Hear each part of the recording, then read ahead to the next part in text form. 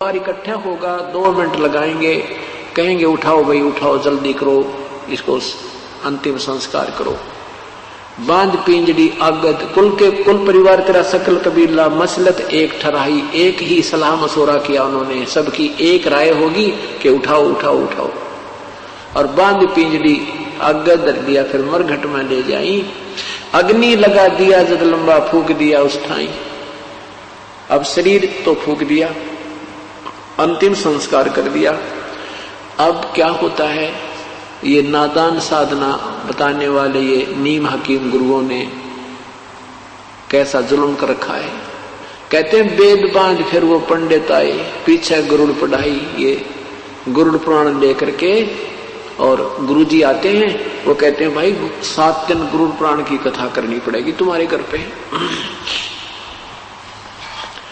परमात्मा कहते हैं कि देखो गरुड़ पुराण अब पाठ करने से कोई लाभ नहीं है। ये गरुड़ पुराण का पाठ उसको पहले सुनाना था जब वो जीवित था, क्योंकि सदग्रंथों में विवरण होता है कि जो व्यक्ति साधना नहीं करते उनके साथ भयंकर यातनाएं हो, उनको बहुत भयंकर यातनाएं होती हैं, प्रेत बनता है उसके साथ, ऐसे होते हैं।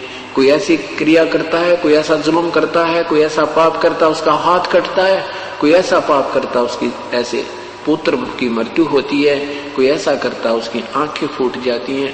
तो परमात्मा कहते हैं वो ज्ञान उस मरने वाले को पहले सुनाना था, ताकि बुराइयों से बच जाता और शुभ कर्म करके अपना जीवन सफल कर जाता। अब वो गधा बनने को तैयार है और पीछे उसकी गरुड़ पुराण की कथा गुरुदेव करने को तैयार है। इस तरह की ड्रामेबाजी ने, इस तरह के नीम हकीमों ने ये भक्ति का विनाश कर डाला और मनुष्य जीवन को इन्होंने बर्बाद करवा दिया। परमात्मा कहते हैं कि नरसेती तू पसवा कीजे गद्दा बैल बनाई, ये 56 भोग काम अनुभव रे कि कुरडी चलने जाई। और फिर क्या बताते हैं कि ये साधना शास्त्र विरुद्ध होने से फिर तुम प्रेत बन गए, प्रेत शिला पर जा विराजे। अब गुरु जी कहेंगे कि उसके पिंड भरवाओ, पितरों पिंड भराई। तेरा गजब हुई, पहले तो पितर बनवाए, भूत बनवाए, शास्त्र विरुद्ध साधना करवा के, और फिर उनके वो पिंड भरवाए, फिर वह उनके श्राद्ध निकाले, वो माल खाए गुरुजियों ने। गुरुजी तो खीर खावे, अन्यों को पितर छिप गए। वाह भाई वाह, मैं रोटी खाऊंगा आपका पेट कैसे भरेगा, अच्छे बेवकूफ बना डाला। देखो ये साधनाएं बिल्कुल शास्त्र विरुद्ध हैं और ये मनमुखी लोगों के मनमाने आचरण हैं जो पवित्र गीता जी के विरुद्ध होने से व्यर्थ हैं। तो क्या बताते हैं कि प्रेत शिला पर जा विराजे, पितरों पिंड भराई, और बहर श्राद्ध खान कुआए, काल काग होए कलमाही। फिर कौवे बन गए। क्या कहते हैं श्राद्ध, अब श्राद्धों के दिन चल रहे हैं, कति उन नादानों के पूरे जो है ना मौज माचरी है, बहका रखा जिन्होंने, एक एक दिन में 3-3 जगह भोजन खा खाते हैं पंडित वो गुरु जी। तो क्या बताते हैं कि जब पहले तो भूत बनाया, पितर बना, फिर कहते हैं पिंड भरवा दिए तो वो मुक्त हो गया। फिर श्राद्ध निकालते हैं, कहते तुम्हारा पिता जो है ना कौवा बना हुआ है, कौवे को भोग लग गया तो समझ लो तुम्हारा श्राद्ध सफल है। कौवे ने तेरा पिताजी ना कौवा बन के आगे भोग लगाएंगे और तुम्हारा श्राद्ध सफल हो गया। अरे तेरा गजब हुई। कहते हैं बहर श्राद्ध फिर खान कुमाई, वो काग हुए कलमाई। फिर वो वही आत्मा नु कहे भी वो काग बन गया, कौवा बन गया, और ये वो श्राद्ध खा गया, बेड़ा पार हो गया। कौवा रोजाना खाना खाता है, चल कौवा मान लेते, तुम्हारा पिताजी कौवा बन गया हमारा।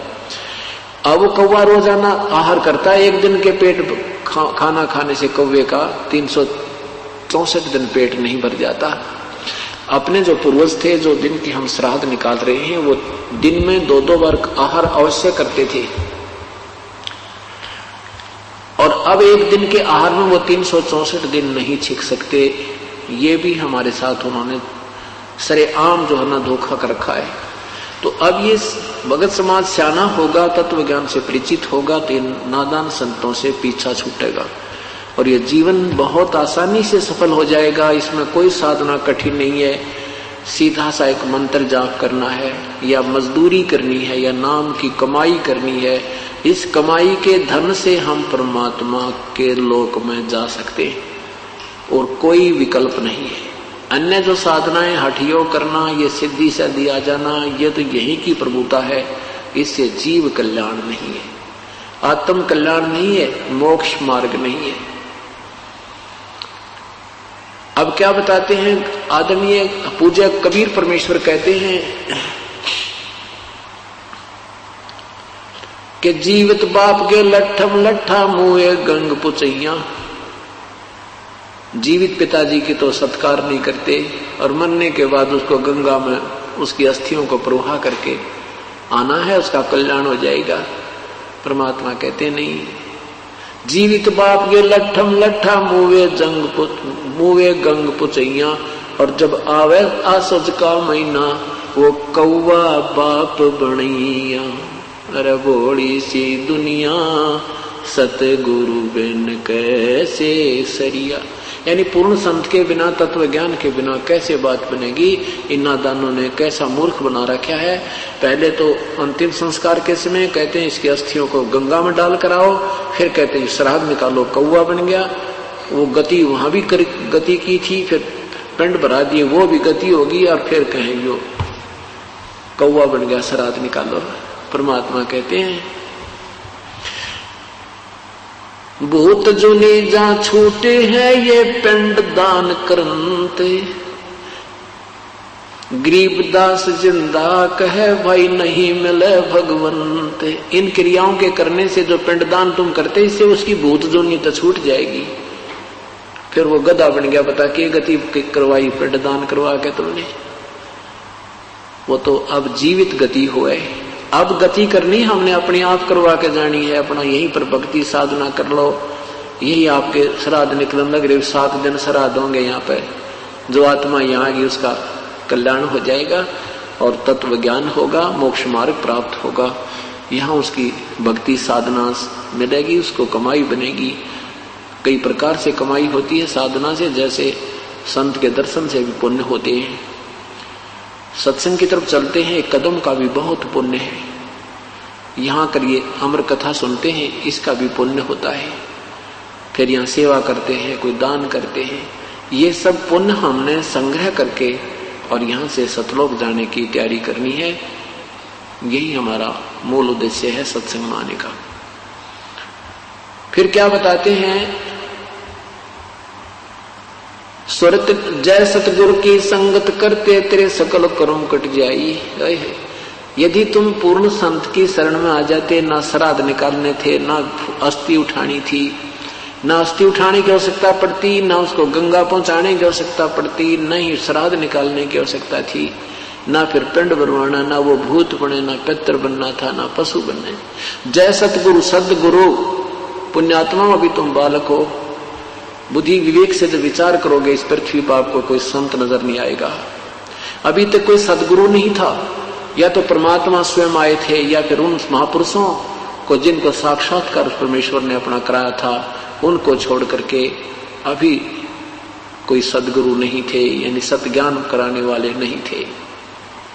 अब इस तत्व ज्ञान से आप तुलना करोगे उन महापुरुषों के विचारों की, तो अपने आप पता लग जाएगा वो संत नहीं है। तो यहाँ क्या कहते हैं, जय सतगुरु की संगत करते तेरे सकल कर्म कट जाई। सकल कर्म, ना भूत बनना था, ना पिंड भरवाने थे, ना गधा बनना था, ना कुत्ता बनना, ना 84 में जाना था। अमरपुरी पर आसन होते जहां धूप न छाई। अमरपुरी सतलोक में आसन, यानी वहां तेरा स्थाई स्थान मिल जाता, जहां पर कोई कष्ट नहीं है, ना धूप ना छाई, यानी कोई दुख नहीं है। सुरत नृत मन पवन पियाना, शब्द शब्द समाई। गरीबदास गलतान महल में मिले कबीर गुसाई। मुझे तो गरीब कबीर परमात्मा मिल गए और ये तत्व ज्ञान मुझे दे दिया, मैं तो मस्त हो गया गलतान महल में। हमने तो कोई संशय रहा नहीं, हम सतलोक जाएंगे, क्योंकि हम उन्हीं पद चिन्हों पर चल रहे हैं, उसी रास्ते चल रहे हैं जो हमारे पूर्ण परमात्मा ने आकर हमें दर्शाया है।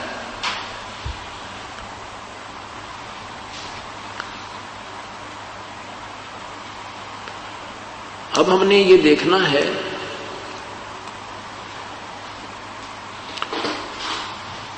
सत्संग में आने से पुण्यात्मा को ये तो ज्ञान होगा कि प्रभु की भक्ति के बिना ये मनुष्य जीवन व्यर्थ है। फिर पाछे पछतावेगा भाई, आजा बंदे शरण राम की, पछतावेगा। बालू की बीत पवन का खंबा, कब लग खैर मनावेगा। बालू की बीत पवन का खंबा, कब लग खैर मनावेगा। आजम तेरे घट न घेर, तू राम कहने न पावेगा। आजम तेरे घट न घेर, तू राम कहने न पावेगा। भाई आजा बंदे फिर पाछे पछताए। काल बलि तेरे सिर पर बैठा, भुजा पकड़ ले जावेगा। हाँ, काल बलि तेरे सिर पर बैठा, भुजा पकड़ ले जावेगा। मात पिता तेरा कुटुंब कबीला, सारा खड़ा लखावेगा। मात पिता तेरा कुटुंब कबीला, सारा खड़ा लखावेगा। भाई आजा बंदे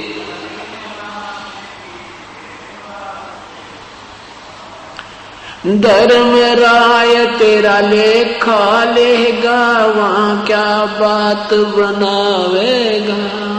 धर्म राय तेरा लेखा लेगा, वहां क्या बात बनावेगा। लाल खंभ से बांधा जाबन, सतगुरु कौन छुटावे। लाल खंभ से बांधा जाबन, सतगुरु कौन छुटावेगा। भाई आजा बंदे फिर पोछ पछतावे। दिया लिया तेरे संग चलेगा, दराढ़ क्या रह जावेगा। दिया लिया तेरे संग चलेगा, दराढ़ क्या रह जावे। कह कबीर सुनो भाई, साधो करनी के फल पावेगा। हाँ, कह कबीर सुनो भाई, साधो करनी के फल पावे। आजा बंदे शरण राम की, फिर पाछे पछतावेगा। सत साहिब आजा बंदे शरण राम की, फिर पीछे पछतावेगा। अब सबसे पहले हमने राम समझना है। राम किसे कहते हैं, परमात्मा की परिभाषा क्या है। जैसे यहां सांसारिक व्यवहार से हम सोचेंगे तब परमात्मा की परिभाषा में समझ में आएगी। जैसे किसी एक विभाग में आप लीजिए, तहसीलदार भी साहब कहलाते हैं, तहसीलदार साहब। फिर एसडीएम साहब, डिप्टी कमिश्नर साहब, कमिश्नर साहब, मंत्री साहब, मुख्यमंत्री साहब, प्रधानमंत्री साहब और राष्ट्रपति साहब। ये सभी साहब कहलाते हैं। लेकिन इनकी शक्ति में, पावर में दिन रात का अंतर होता चला जाता है। यही व्यवस्था परमात्मा को समझने के लिए आपने याद रखना होगा। जैसे तीन लोक के राम हैं, मालिक हैं, स्वामी हैं, प्रभु हैं। एक ब्रह्मांड में, तीन लोक में एक विभाग के मंत्री साहब हैं, राम हैं, प्रभु हैं। कौन? रजगुण ब्रह्मा, सतगुण विष्णु, तमगुण शिव जी। रजगुण विभाग के भगवान ब्रह्मा जी, सतगुण विभाग के भगवान विष्णु जी और तमगुण विभाग के भगवान शिव जी। केवल पाताल लोक, पृथ्वी लोक और स्वर्ग लोक के ही इन प्राणियों के ऊपर इनका अधिपत्य है। महास्वर्ग में इनका कोई लेन देन नहीं है। अन्य जो स्थान है इसी ब्रह्मांड में, उन पर भी इनका अधिपत्य नहीं है। एक ब्रह्मांड में एक विभाग के मंत्री साहब यानी राम, भगवान ब्रह्मा, भगवान विष्णु, भगवान शिव है, ये भी राम है। इनके पिताजी 21 ब्रह्मांड के प्रभु हैं, राम हैं, साहब हैं, जिसे ब्रह्म कहते हैं, ब्रह्म क्षर पुरुष भी कहते हैं। और 7 संग ब्रह्मांड का राम है परब्रह्म, जिसको अक्षर पुरुष कहते हैं। वो भी राम है, वो भी मालिक है, वो भी स्वामी है, वो 7 संग ब्रह्मांड का मालिक है। और इस परब्रह्म से ऊपर एक पूर्ण ब्रह्म, परम अक्षर ब्रह्म, सतपुरुष, अकाल मूर्त, शब्द स्वरूपी राम, वो भी साब है। वो असंख्य ब्रह्मांड का, असंख्य, जिसमें ये 21 ब्रह्मांड ब्रह्म के, 7 संग ब्रह्मांड परब्रह्म के, और अपने सतलोकाधि सारे ब्रह्मांडों को मिला करके सबके ऊपर कुल मालिक वो पूर्ण ब्रह्म है, वो भी राम है।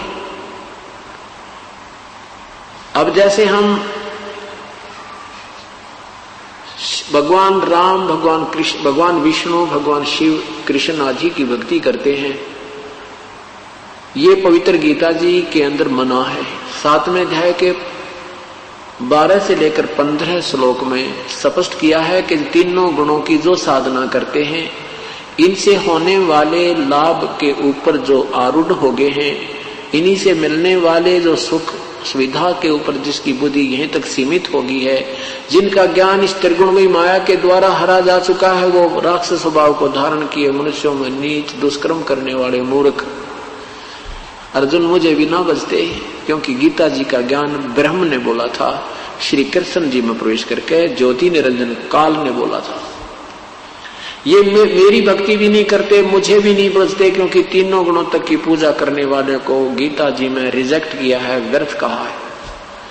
क्यों कहा है? क्योंकि ये तीनों भगवान नाशवान है, इनसे मिलने वाला सुख भी अक्षीणिक है, ये सफाई नहीं है। हम इनको अविनाशी कहते थे, इनको मृत्युंजय कहा करते थे, ये मृत्युंजय नहीं है। मृत्युंजय माने जिन्होंने मृत्यु जीत ली हो, अजरो अमर नहीं है ये।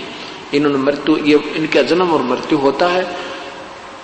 पवित्र देवी भागवत महापुराण 3रा स्कंद मोटा टाइप गीता प्रेस गोरखपुर से प्रकाशित 123 पृष्ठ पर भगवान विष्णु कहते हैं कि हे माता, तुम शुद्ध स्वरूपा हो, ये सब संसार आप ही से उद्भासित हो रहा है।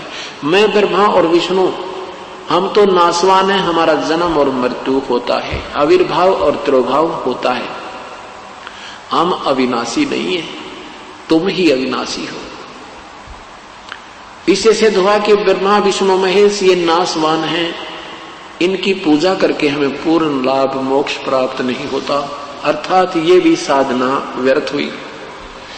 गीता जी बोलने वाला ब्रह्म कहता है कि मेरी साधना भी 4 प्रकार के व्यक्ति करते हैं। गीता जी के अध्याय नंबर 7 के मंत्र 16 से 18 में एक अर्थार्थी, आर्थ, ज्ञानी, जिज्ञासु और ज्ञानी। अर्थार्थी वो हैं जो अपने धन लाभ के लिए कोई जंत्र मंत्र करते हैं, वेदानुसार करते हैं। आर्थ जो संकट निवारण के लिए इसको साधना करते हैं तो वेदों के मंत्रों से ही करते हैं, अन्य किसी ओम जय जगदीश हरे, हनुमान चालीसा, ये जय गणेश देवा का आसरा नहीं लेते, जो ब्रह्म साधना ही मानी जाती है, जो वेदों से साधना करते हैं। और जो जिज्ञासु वो होता है जो परमात्मा की तरफ में इधर उधर भटकता है, जैसा उसने ज्ञान मिला, कोई वेदों से, कोई किसी से, किसी सुनी सुनाई से, तो उसने ज्ञान संग्रह कर लिया, फिर वो जिज्ञासु फिर वक्ता बन गया, ज्ञान बांटने लग गया, आप भक्ति की नहीं, उसको साधना ठीक मिली नहीं। कहते हैं 4थे प्रकार के ज्ञानी, इन तीनों को तो रिजेक्ट किया कि ये नहीं काम के, इनमें से ज्ञानी अच्छे हैं। ज्ञानी वो होता है जिसको ये पता लग गया कि मनुष्य जीवन बार बार नहीं मिलता, और मनुष्य जीवन प्राप्त करके यदि भक्ति नहीं की तो इसका कोई यूज नहीं, कोई लाभ नहीं। भक्ति फिर उसको वेदों को पढ़ा, वेदों में लिखा है कि केवल एक परमात्मा पूर्ण ब्रह्म ही पूजा के योग्य है, अन्य की साधना करने से भी जीव मोक्ष नहीं होता, पूर्ण रूप से मोक्ष प्राप्त नहीं होता। इसलिए उन ज्ञानी आत्माओं ने ये दृढ़ निश्चय कर लिया कि एक ही प्रभु की भक्ति करेंगे हम, और दूसरे भक्तों भगवानों की भक्ति नहीं करेंगे, वो यूजलेस है, वो व्यर्थ है। इस उद्देश्य से उन्होंने अपने ही आप निष्कर्ष निकाल लिया, वेदों को पढ़ा, उसमें लिखा कि ओम कर्तु समर, कल्वे समर और कर्तुम समर, यजुर्वेद अध्याय नंबर 40 के मंत्र नंबर 15 में। ये ब्रह्म, वेदों के बोलने वाला ब्रह्म कहता है कि मेरा ओम नाम है और इस ओम नाम का जाप तू काम करते करते श्रवण कर, विषय कसक के साथ श्रवण कर, मनुष्य जीवन का मुख्य उद्देश्य जानकर श्रवण कर। लेकिन 17वें श्लोक में कहा कि 40वें अध्याय के, यजुर्वेद के 40वें अध्याय के 17वें श्लोक में कहा कि वो परमात्मा, 16वें में कहा कि जो सत भक्ति करता है वो उसके पाप नष्ट हो जाते हैं। परम संत से साधना लेकर के जो साधना सत करते हैं, सत भक्ति करते हैं, उनके पाप विनाश हो जाते हैं और फिर वो पाप रहित आत्मा तो पूर्ण परमात्मा को प्राप्त होती है, जो मोक्ष ऊपर गुप्त रहता है, सतलोक में है, और मेरी साधना करने वाले वो मेरे ब्रह्मलोक में आ जाते हैं। उस परमात्मा की भक्ति से जीवन का मोक्ष होगा। मेरी साधना करने वालों को भी यजुर्वेद अध्याय नंबर 40 के मंत्र नंबर 3 में आत्मघाती कहा है कि ब्रह्म तक की साधना करने वाले भी आत्मघाती है, क्योंकि ये मोक्ष नहीं होता इससे, ब्रह्म तक की साधना भी व्यर्थ है। अब गीता जी अध्याय नंबर 7 के मंत्र 18 में कहा है कि ये ज्ञानी है तो उद्धारात्मा, उद्धारमीन समर्पण कर दिया परमात्मा को, चाहे हमारा शीश भी चला जाए पर प्रभु मिल जाए। रात और दिन खाना पीना त्याग दिया, वैराग ले लिया, घर त्याग गए, जंगल में बैठ के ओम नाम का जाप करते रहे, लेकिन ओम नाम के यानी वेदों में वर्णित विधि से प्रभु प्राप्ति नहीं है, या उनकी समझ में आई ना। गीता जी अध्याय नंबर 4 के मंत्र नंबर 34 में कहा कि उस परम तत्व को, परमात्म तत्व को जानने के लिए किसी तत्वदर्शी संतों की तलाश कर, खोज कर, वो जैसा मार्गदर्शन करें वैसे कीजिए। और अपनी साधना के विषय में गीता बोलने वाला प्रभु कहता है 8वें अध्याय के 13वें श्लोक में कि ओम इति एकाक्षरम ब्रह्म व्यवहारन माम अनुसमन ये प्रियाति तजन देहम सयाति परमाम गतिम। मेरा तो केवल एक ओम नाम है, और जो ये एक ओम अक्षर नाम है, इसको मुझ ब्रह्म का एक अंतिम सांस तक जो इसकी साधना करता है वो मेरे वाली परम गति को प्राप्त होता है। 8वें अध्याय के 7वें, 6ठे और 5वें और 7वें श्लोक में कहा है कि जो मेरी साधना करेगा वो मुझे प्राप्त होता है, और युद्ध भी कर और मेरी साधना भी कर। 8वें अध्याय के 5वें श्लोक में कहा कि ये नियम है, ये विधान है प्रभु का कि अंत समय में जो जिसके अंदर आस्था रखता हुआ, भजन करता हुआ, सिमरण करता हुआ प्राण त्यागता है, उसी को प्राप्त होता है। 8वें अध्याय के 8, 9, 10 में कहा कि जो उस परमात्मा की भक्ति करता है, उस परम देव परमेश्वर की भक्ति करता है, करता हुआ प्राण त्याग जाता है, तो उसी को प्राप्त होता है। उसके लिए किसी तत्वदर्शी संत की तलाश करो। मैं नहीं जानता उसकी भक्ति विधि को। कौन? गीता बोलने वाला प्रभु कह रहा है। ऐसे वेदों को बोलने वाला प्रभु भी कह रहा है कि मैं 40वें अध्याय, यजुर्वेद अध्याय नंबर 40 के मंत्र नंबर 10 में कहा कि उस परमात्मा के विषय में कोई साकार बताता है, कोई निराकार कहता है, ये भी व्याख्या सही नहीं। इसके विषय में भी कोई तत्वदर्शी धीराणाम संत यानी तत्वदर्शी संत बताएंगे, जैसा वो कहे फिर उनसे सुनो। गीता बोल, वहां वेदों के बोलने वाला प्रभु भी अपने तक की ज्ञान बता करके वो ऑप्शन छोड़ दी। अब उन ऋषियों को वो तत्वदर्शी संत मिला नहीं, अपने आप निष्कर्ष निकाल कर जो साधनाएं उन्हें की वो प्रभु प्राप्ति की नहीं थी।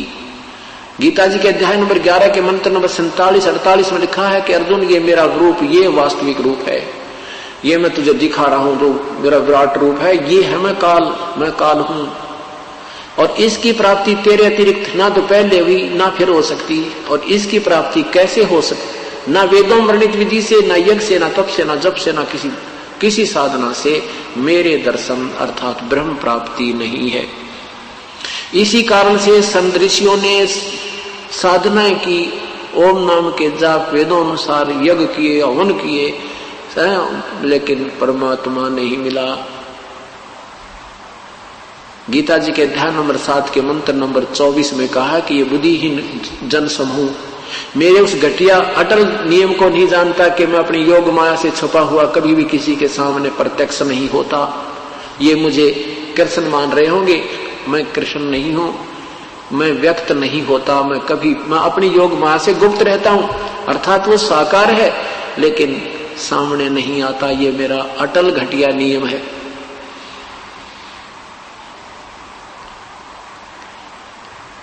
अब इन ऋषि ज्ञानी आत्माओं ने वेदों को पढ़कर ओम नाम को सिलेक्ट किया और ओम नाम को मान लिया ये पूर्ण परमात्मा की प्राप्ति का है। सतगुरु बिन काहू न पाया ज्ञाना, जो थोथा वो छड़े किसाना। ये वशिष्ठ मुनि जैसे भी महापुरुष अपना जीवन व्यर्थ कर गए क्योंकि उनको तत्वदर्शी संत नहीं मिला। और जो परमात्मा स्वयं तत्वदर्शी संत बनकर आए थे इन्होंने उसकी बात को स्वीकार नहीं किया, उसको वामदेव कहने लगे। व्यंग्यात्मक नाम रख लिया वामदेव। वामदेव मैंने उल्टा बोल, उल्टा चल रहा है, एक दायां हाथ एक बामा। तो वामदेव माने उल्टा ज्ञान प्रचार करने वाला कहने लगे भगवान को। अब देखो पुण्यात्माओं, सारा संसार एक तरफ ज्ञान दे रहा है, ये दास एक तरफ, और ये दास शास्त्र अनुसार बता रहा है जो हमारे सदगुरु बता रहे हैं, और अभी तक वो संत दंत कथा सुना रहे हैं। अब वो हमें कहते हैं वो तो उल्टी बात करता है, वो सारी सबकी निंदा करता है। ऐसे ही परमात्मा के साथ इन्होंने व्यवहार किया था। जब वो तत्वदर्शी संत बनकर स्वयं आए थे तब भी उनको रिजेक्ट कर दिया था इन अनजान ऋषि महर्षियों ने, और जिसका अभी तक खामियाना भोगना पड़ रहा है। वो तत्वदर्शी संत जब तक नहीं मिला तो क्या हुआ कि इन ज्ञानी आत्माओं ने ये तो पता लग गया कि मनुष्य जीवन बार बार नहीं मिलेगा। आप चाहे इस मिट्टी को कितना ही कष्ट हो जाए, चाहे ये मिट्टी कितनी ही दुख हो जाए, चाहे खराब हो जाए, पर मालिक के नाम पर हो जाए। इस उद्देश्य से उन्होंने दिन रात ओम नाम का जाप किया, उसे परमात्मा नहीं मिला क्योंकि वो रूल है, नियम है। इससे प्रभु वेदों वर्णित विधि से भगवान नहीं मिले।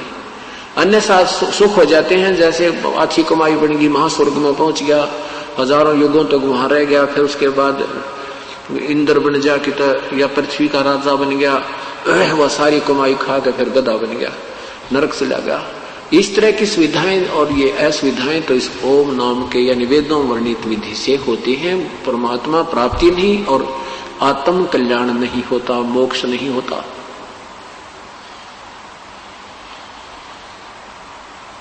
इसलिए गीता जी अध्याय नंबर 18 में 7वें अध्याय नंबर 7 के मंत्र 18 में कहा कि ये ज्ञानी आत्मा है तो उद्धार में अपना समर्पण कर दे, जान भी दे दे भगवान के लिए, उल्टी ना हटे।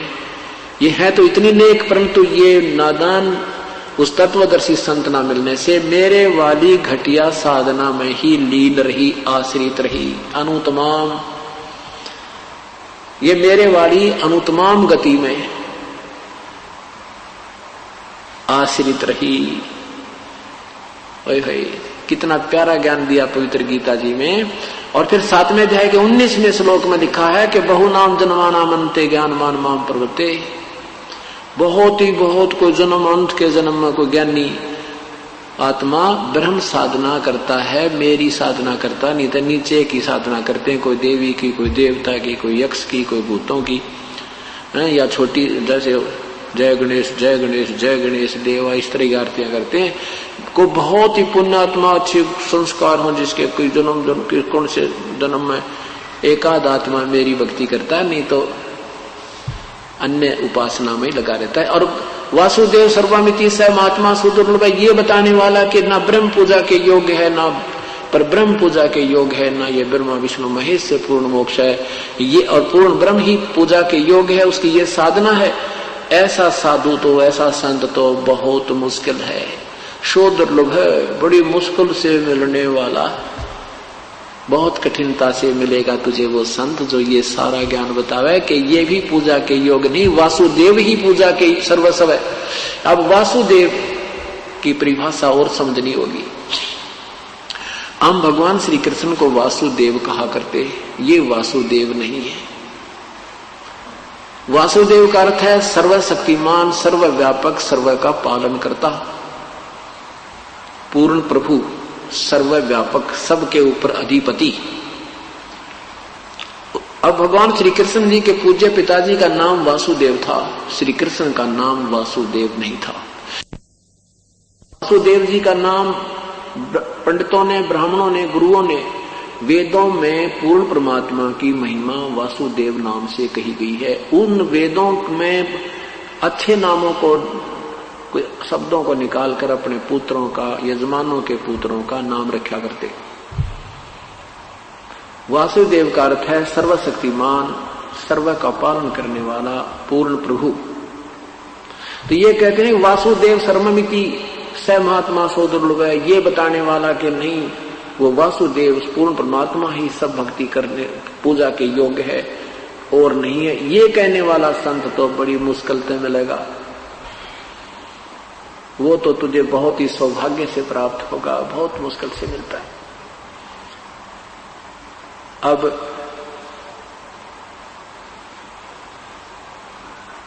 श्री कृष्ण विष्णु अवतार हैं। श्री विष्णु जी सतगुण विभाग के एक मंत्री, एक ब्रह्मांड में 3 लोक के अंदर हैं। ये केवल एक विभाग में मालिक हैं, सर्व के मालिक, सर्वव्यापक, सर्वस्वान नहीं है। ये वासुदेव नहीं है। इनके पिताजी जो है ब्रह्म ज्योति निरंजन, ये 21 ब्रह्मांड के ही मालिक हैं। ये कुल के मालिक वासुदेव नहीं है, सर्वव्यापक, सर्वस्व नहीं है। परब्रह्म भी केवल 7 संख ब्रह्मांड का मालिक है, प्रभु है। ये भी वासुदेव सर्व का मालिक नहीं है। पूर्ण ब्रह्म वो वासुदेव है। पूर्ण ब्रह्म वासुदेव है, वो सत्पुरुष वासुदेव है। तो कहते हैं ये बताने वाला कि वासुदेव सर्वमिति, सर्वम माने सर्वेस्वा, सब कुछ, वही पूजा के योग्य है, वही पालन करता है, वही कष्ट निवारण करता है, वो पापों का विनाशक भी वही है। ये बताने वाला संत तो बड़ी मुश्किल से मिलेगा। तो गीता जी के अध्याय नंबर 7 के मंत्र नंबर 12 से 15 में भगवान ब्रह्मा विष्णु महेश के साधकों को व्यर्थ क्यों बताया। जैसे तमोगुण विभाग, तमोगुण भगवान शिव का साधना करने वाला रावण ऐसा कठिन साधक था, ऐसा डिवोटी था कि अपने 10 बार शीश भी काट के भगवान के चरणों में समर्पण कर दिया। और क्या हुआ अंत में? राक्षस कहलाया, कुत्ते वाली मौत मरा। ये तमोगुण भगवान शिव की परम साधना, साधक का, परम साधक की उपलब्धि। संसारिक सुख मिल गए, सोने की लंका होगी, 1 लाख पुत्र हो गए, और अंत में पशु कुत्ते वाली मौत मरा, सर्वनाश हो गया और नरक का भागी हुआ। राक्षस कहलाया। रावण को राक्षस की संज्ञा से जाना जाता है। एक भस्मागिरी नाम के तपस्वी थे, भगवान शिव के तमोगुण के उपासक। 12 वर्ष तक सिर नीचे न करके पैर ऊपर को करके और भगवान शिव के कैलाश पर्वत पर भगवान शिव के द्वार के सामने साधना की। 12 वर्ष के बाद पार्वती जी ने कहा, हे भगवान, आप तो समर्थ हैं, आपका दास क्या मांगता है, इसको प्रदान कर दो। पार्वती जी के कहने से भगवान शिव ने भस्मागिरी से कहा कि मांग भस्मागिरी, क्या मांगता है, मैं तेरे से अति प्रसन्न हूं। अब भस्मागिरी के मन में के खोट था कि भगवान शिव को मारूं, इसे भस्म कड़ा प्राप्त करूं, भगवान शिव को समाप्त कर दूं, पार्वती को पत्नी बना लूं। हे भगवान, अब क्या बताते हैं भगवान? आदरणीय गरीबदास साहब कहते हैं, ऐसे कृतघ्नी जीव कलमाही और माता को पत्नी ठहराए। पार्वती माता को और पत्नी की दृष्टि से कामना कर रहा है, ऐसे नीच व्यक्ति पर यह साधना कर रहे हैं शिव की। पर भगवान शिव ने कहा, मांग भाई, क्या मांगता है भस्मागिरी? भस्मागिरी ने कहा कि ऐसे नहीं भगवान, वचनबद्ध हो जाओ तो मांगो। भगवान ने कहा, सोचा भी क्या मांगेगा, एक सिद्धि और मांग लेगा, दे दूंगा। कहा ठीक है भाई, वचनबद्ध हुआ, मांग ले क्या मांगता है। तो क्या मांगा उसने, कहा कि भस्म कड़ा दे दो भगवान, ये भस्म कंडा दे दो जो आपने हाथ में पहन रखा। उसमें क्या गुण था कि जो किसी के सिर पे करके, सिर के ऊपर ऐसे करके कह दे भस्म, वो खत्म हो जाता था। उसमें एक ऐसी शक्ति थी। इस बात का ज्ञान भस्मागिरी को था। भगवान शिव ने सोचा भी साधु है, जंगल में रहता है, अपनी सुरक्षा के लिए मांग रहा होगा। उसने क्या पता था ये ऐसा जालिम व्यक्ति है, इसके मन में कितना खोट है। कहते हैं भस्मागिरी की वासना शिव शंकर से जाने नहीं। ये सर्वज्ञ कहाँ है भगवान, जिन्होंने ये नहीं पता ये दुष्ट क्या मांगने आ रहा है, इसके मन में के खोट है। तो भगवान शिव सर्वज्ञ भी नहीं है। अब क्या किया कि उसने जो ही कड़ा निकाल कर उसको दे दिया भस्मागिरी को। भस्मागिरी ने कहा कि होले शंकर होशियार, तुझे मारूंगा और पार्वती को पत्नी बनाऊंगा। इतनी देर में त्योर बदल गया। अब भगवान भाग लिए, भगवान शिव भाग लिए, आगे आगे भागे जा रहे हैं, पीछे पीछे भस्मागिरी। कहते हैं फिर भगवान ने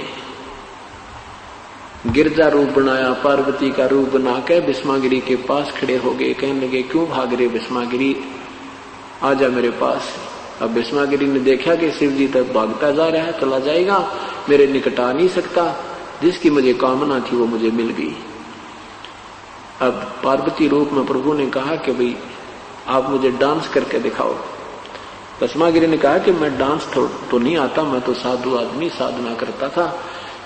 तो पार्वती कहती मैं सिखाती हूँ। तो पार्वती रूप में प्रभु ने कहा मैं तुझे डांस करना सिखाती हूँ, ऐसे मैं जो गतिविधि करूं ऐसे करना। अब ऐसे एक पैर ऐसे कर, हाथ ऐसे कर, हाथ ऐसे कर, और कर और कर। जो ही वो हाथ में भस्म कंडा लिया हुआ हाथ उसके सिर पे आ गया भस्मागिरी के। पार्वती के रूप में भगवान ने कहा कि भस्मागिरी भस्म हो गया। उस कड़े को लेकर के विष्णु रूप धारण करके प्रभु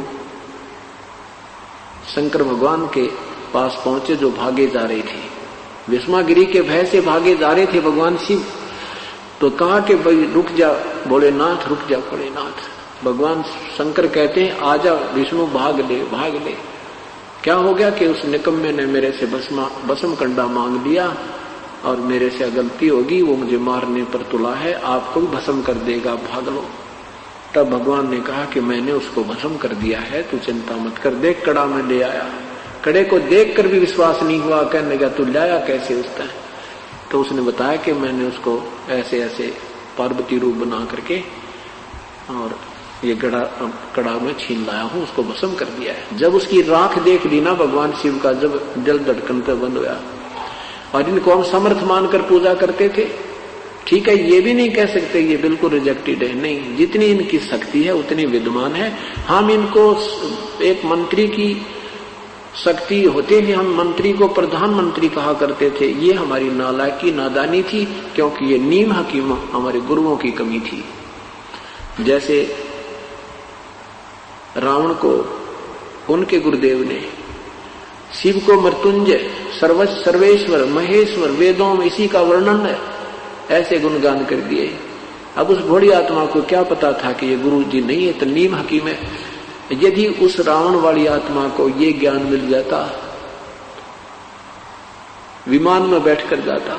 ये संतों की त्रुटि की कमी, तत्वदर्शी संत न मिलने से अभी तक ये भक्ति मार्ग विचलित है और ये भोली आत्मा श्रद्धालु लोग भटक रहे हैं। ये तो भगवान शिव की रजो तमोगुण साधना के उपासकों की हालत बताई। राक्षस स्वभाव को धारण किए, मनुष्यों में नीच। रावण भी अपनी मां को उठा ले गया, सीता को, और भस्मागिरी ने अपनी मां पर नीत डुबो दी, यानी त्रिलोक जननी पर। तो इससे मनुष्यों में नीच दुष्कर्म करने वाले भक्ति मार्ग के शास्त्र विरुद्ध साधना साधकों को दुष्कृतिन बोला है, बुरे कर्म करने वाले। और मूर्ख यानी सतभक्ति ना करके इस पर रूढ़ रहते हैं और कहे तो मानना लड़न तैयार हो जा। जिन्होंने कह दिया तुम्हारी साधना ठीक नहीं है तो उस पर विचार नहीं करते, क्यों निंदा करते हो, तुम लड़ने को तैयार हो जाते हैं। फिर क्या बताते हैं कि ब्रह्मा की साधना, रजोगुण की साधना की थी हिरण्यकशिपु ने। सुबह मरूं ना शाम मरूं, दिन मरूं ना रात मरूं, 12 मास में ना मरूं, आकाश पृथ्वी पर ना मरूं, इस तरह की सिद्धि मांग ली। ये वरदान ले लिया ब्रह्मा जी से, तथास्तु। अब ये सिद्धि प्राप्त करके अपनी साधना से हल्दी की गांठ से पंसारी बन बैठा और फिर अन्याय शुरू कर दिया, राक्षस कहलाया, अपने ही पुत्र का दुश्मन बन गया। प्रहलाद को भी अग्नि में जलाना चाहा, लाल खंबे से बांधकर उसको फूंकना चाहा। उसी समय प्रभु नरसिंह रूप धारण करके प्रकट हुआ, हिरण्याकुश की आंत निकाली। कुत्ते वाली मौत मेरा राक्षस कहलाया, रजोगुण ब्रह्मा का उपासक। अब सतगुण विष्णु जी की साधना विश्वामित्र ने की थी। अपने साथी वशिष्ठ मुनि के 100 पुत्रों की हत्या कर दी एक ही पॉइंट पे। वशिष्ठ जी उसको कहा करते कि आओ राजऋषि, क्योंकि वो महिमा का भूखा था, विनम्रता विश्वामित्र में नहीं थी। और विश्वामित्र इस बात से दुख मानता था, तो मुझे राजऋषि क्यों कहता, मुझे ब्रह्म ऋषि कहा कर। इसी द्वेष से वशिष्ठ मुनि के 100 पुत्रों को काट दिया उस विष्णु के उपासक ने। एक और सामूहिक उदाहरण दिया है कि एक बार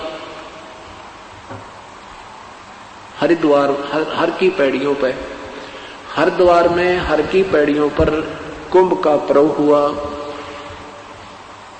उसमें स्नान करने के लिए, परभी में नहाने के लिए तीनों गुणों के उपासक, ये गिरी, पुरी, नागा, वैष्णो, ये सारे साधु पहुंच गए। अब स्नान करने का जब समय आया तो वो अपने अपने पूरे समूह के साथ प्रस्थान करते हैं। सबसे पहले नागा हर की पैड़ियों पर जाकर खड़े हो गए। अन्य को कहा कि तुम हमारे बाद में स्नान कीजिएगा, हम सर्वश्रेष्ठ हैं, हम त्यागी और बैरागी हैं, हम निवस्त्र रहते हैं, हम नि इच्छा हैं, हम सर्वश्रेष्ठ हैं, हम प्रथम स्नान करेंगे।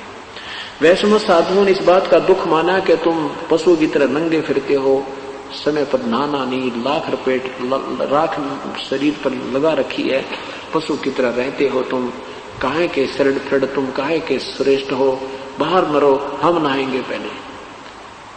अब वो नहाना तो भूल गए, लट्ठम लट्ठा हो गए।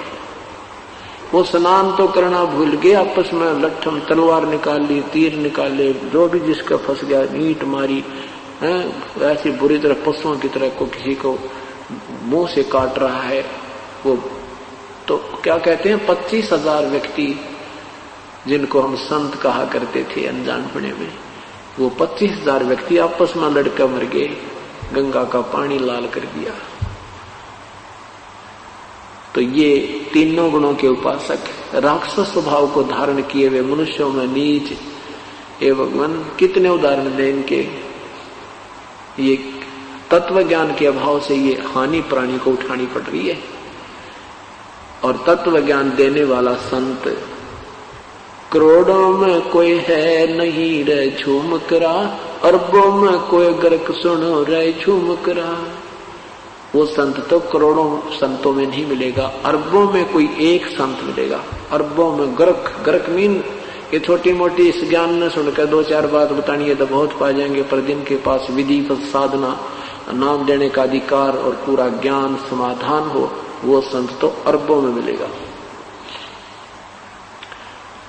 अब क्या बताते हैं आदरणीय गरीबदास साहिब जी, कहते हैं तीर तुपक तलवार कटारी जमदड़ जोर बधावे हैं, हर पैड़ी हर हेत न जाना वाजा तेग चलावे हैं, काटे शीस नहीं दिल करुणा जग में साध कमावे हैं, जो जन उनके दर्शन को जावे उनको भी नरक पठावे हैं। ऐसे इन साध जिनको तुम संत कहते हो, कहते हैं ये संत नहीं, इनके कोई दर्शन भी कर ले, इनका उपदेशी भी हो जावे। अब दर्शन करने उपदेशी ही जाएगा, और वैसे कोई जाएगा तो उसको वो अपना उपदेशी बना लेंगे, फिर नाम दान करेंगे, उसको कोई अपने पिट्ठू बना लेंगे। कहते हैं उनके कोई दर्शन भी से व्यक्तियों के दर्शन करने भी चला जाओ उनको भी नरक ले जाते हैं। और तुम इनको साधु कहते हो, तुम इनको संत कहते हो। ये तीनों गुणों के उपासकों के विषय में कहते हैं। तीर तुपक तलवार कटारी और डट कर कहते हैं जमा जंग करी उन्हें, और काटे शीश नहीं दल करुणा, करुणा माने दया, वो जग में साध कमावे हैं, उनको तुम संत भी कहते हो। और जो जन उनके दर्शन को जावे उसको भी नरक ले जावे हैं, जो उनके उपदेशी हो गया उनको भी नरक में ठोक रहे हैं। इन बातों को मद्देनजर रखते हुए हमने ये विचार करना है कि कौन प्रभु है और किस परमात्मा की साधना से लाभ होगा। अब तीनों गुणों के उपासकों को तो गीता जी के 7वें अध्याय के 12 से 15 में रिजेक्ट कर दिया। अब कहते हैं मेरी भक्ति भी ना करते ये, और अपने विषय में 7वें अध्याय के 18वें श्लोक में अपने आप को भी भगवान ने कह दिया कि मेरी साधना भी अनुतमाम, यानी कति घटिया तय घटिया, बिल्कुल व्यर्थ। क्यों? क्योंकि ये भी नाशवान है, भगवान ब्रह्म भी नाशवान है। इसकी ब्रह्मलोक 8वें अध्याय के 16वें श्लोक में गीता जी में लिखा है कि ब्रह्मलोक से लेकर ये सारे लोक नाशवान है, पुनर्वृत्ति में है, ये सफाई नहीं है। और यहाँ 21वें एक ब्रह्मांड का अंतिम जो ब्रह्मलोक है ये सबसे सफाई है। इसी में नकली सतलोक, अलखलोक, अगमलोक, अनामी लोक की स्थापना इस काल ने अपनी माया से गुप्त करवा रखी है इन जीवों को भ्रमित करने के लिए। और ये ब्रह्मलोक तक भी विनाश हो जाते हैं, ये भी सफाई नहीं है। 4थे अध्याय के 5वें श्लोक में स्वयं गीता बोलने वाला प्रभु कहता है कि अर्जुन तेरे और मेरे बहुत जन्म हो लिए, अर्थात मैं और तू भी अविनाशी नहीं है। कैसे? 7 ब्रह्मा की मृत्यु होने के बाद एक विष्णु की मृत्यु होती है। एक ब्रह्मा जी की आयु कितनी है? पुण्यात्माओं ये आंकड़े याद हो जाएंगे थोड़े से दिन में आपके, और ये ज्ञान होना बहुत जरूरी होता है, क्योंकि ज्ञान एक बाउंड्री बनती है, एक हमारा गाइडलाइन बनता है। हम विचलित नहीं हो सकते, चाहे कोई फिर कितना विद्वान आकर बात करे, आप 2 मिनटों में फेल कर देगा, हमारा बच्चा भी उसको रिजेक्ट कर देगा जिसने 3-4 वर्ष सत्संग सुनते और हो गए और नाम ले रखा है। एक ब्रह्मा का कितनी आयु होती है? ब्रह्मा की, ब्रह्मा जी का एक दिन है 1008 चतुर्युग का। एक चतुर्युग कितना होता है? सतयुग, त्रेता, द्वापर, कलयुग, इन 4 युगों का समय मिला दे इसको चतुर्युग कहते हैं। और ये 43 लाख यानी कुछ ऐसा इतना मिला करके वर्ष होते हैं। 4,32,000 कलयुग का समय है, इससे दुगना द्वापर का है, यानी 8,64,000। और 8,64,000 में 4,32,000 और जोड़ दे 12,96,000 त्रेता का, और 12,96,000 में 4,32,000 और जोड़ दे 17 लाख कुछ ये द्वापर का, सतयुग का। इन चारों का योग कर दे ये 43 लाख कुछ वर्ष होते हैं। तो इतना एक चतुर्युग ये हुआ। ऐसे ऐसे 1008 चतुर्युग का ब्रह्मा का एक दिन, इतनी ही रात्रि। अब इसको लंप संप लेते हैं, 1000 चतुर्युग कहते हैं। 2000 यानी 2000 चतुर्युग का एक दिन रात हुआ। ऐसे 30 दिन का एक महीना, और 12 महीने का एक वर्ष, और 100 वर्ष की ब्रह्मा की आयु। ओए होए, अब गिनती करने लगे तो गुणा भूल जा। इतनी लंबी वर्षों, इतनी उम्र एक ब्रह्मा जी की होगी, इसकी मृत्यु होगी।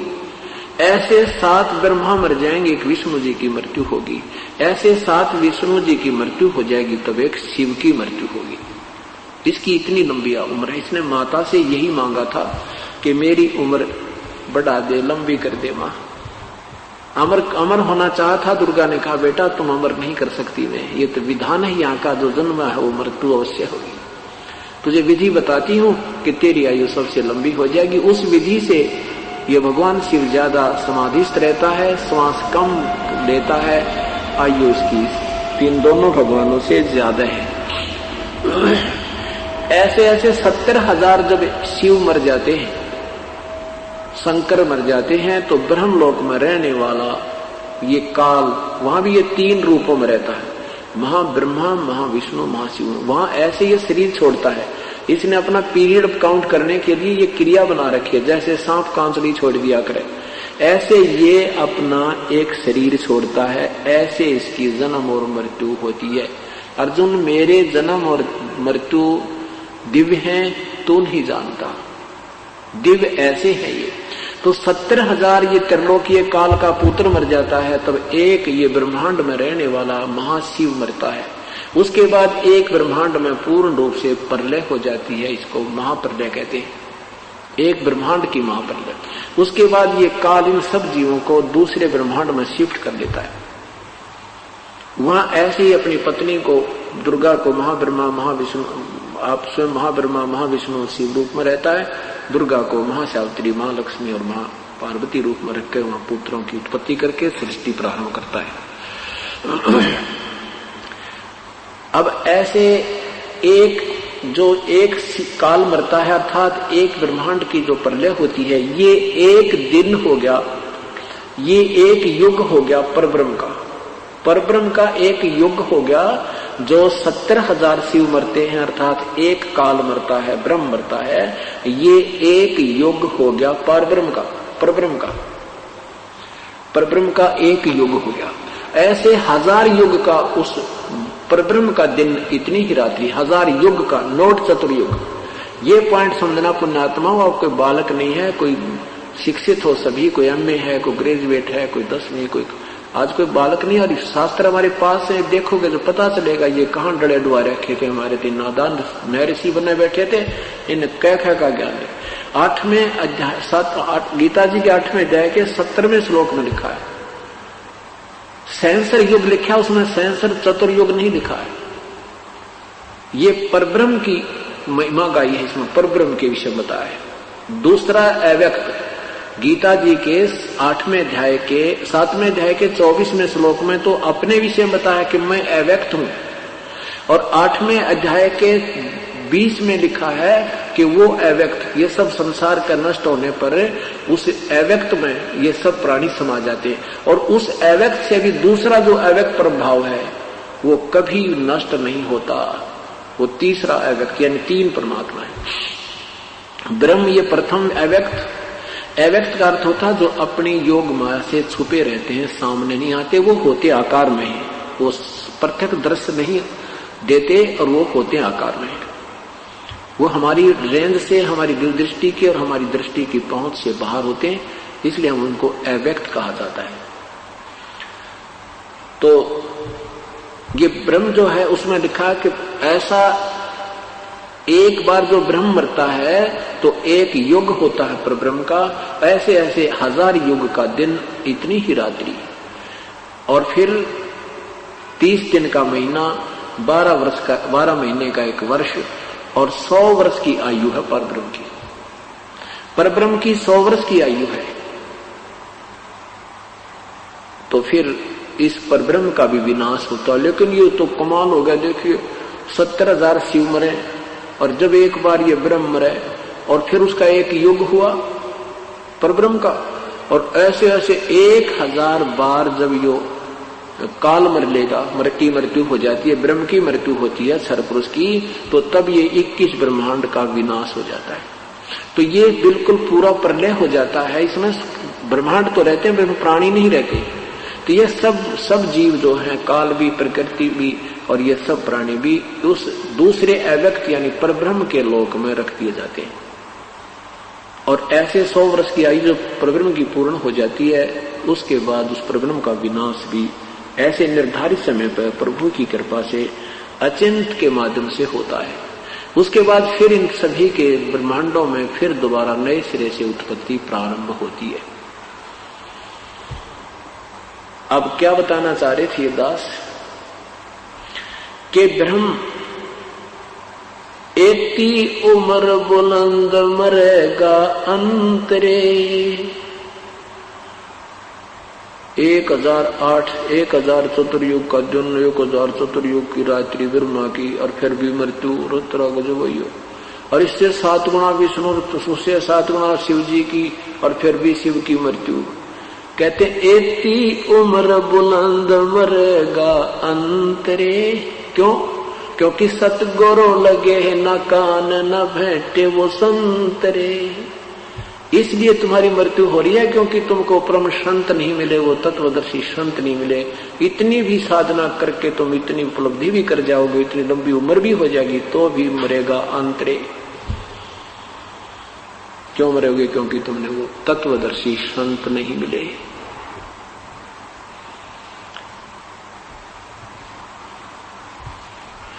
जग सारा रोगिया रे, जिन सतगुरु वेद न जान्या। जग सारा रोगिया रे, जग सारा रोगिया रे, जिन सतगुरु वेद न जान्या। जग जन्म मरण का रोग लग्या है, या तृष्णा बडरी खांसी। जन्म मरण का रोग लग्या है, तृष्णा बडरी खांसी। आवागमन की डोर गले में पड़ी काल की फांसी। जग सारा रोगिया रे, जिन सतगुरु वेद न जान्या। जग सारा रोगिया रे, जग सारा रोगिया रे, जिन सतगुरु वेद न जान्या। जग भाई देखा देखी गुरु से बन गे, किया न तो तव विचारा। देखा देखी गुरु से बन गे, किया न तो तव विचारा। गुरु से दोनों के सिर पर यूं काल ठोके पंजरा। जग सारा रोगिया रे, जिन सतगुरु वेद न जान्या। जग सारा रोगिया रे, जग सारा रोगिया रे, जिन जग सारा रोगिया। सच्चा सतगुरु कोई न पूज, इन झूठों जगपतियासी।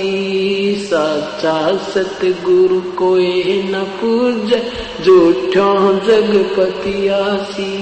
अंधे की बागही अंधे न, मार्ग कौन बतासी। जग सारा रोगिया रे, जिन सतगुरु वेद न जाना। जग